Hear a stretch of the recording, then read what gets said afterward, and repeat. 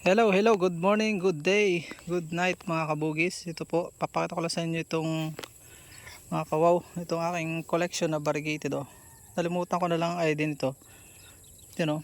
Ito yung napakababa pa, yan ay yung 21 jewel white oh, baba.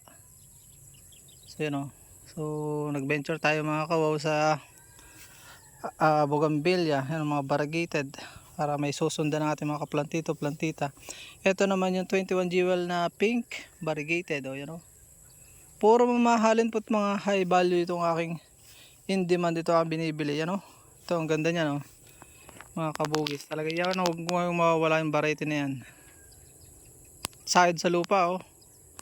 Wala lang po ako, hindi ko matanda ng ID. Ito ay gagarap ko na sa isang araw sa sa aking nabiling bibilhin na pambonsai. Sundan nyo lang po at marami tayong ipapakita sa ating channel. Mapapawaw talaga kayo.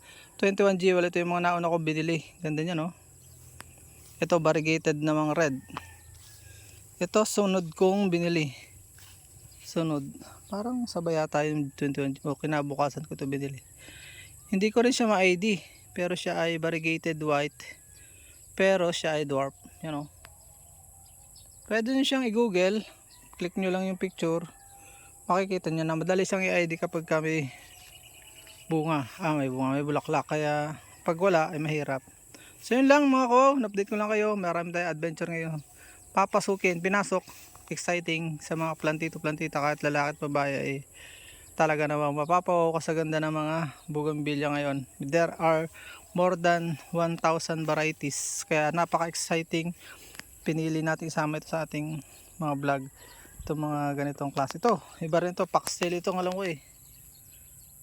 Ang ganda ng bulaklak niya. Pink na Yung binilahan ko, yan may mga pangalan. Nilalagyan niya ng kuntil na ganyan. Pero may pangalan yan. Variegated 21 jewel white.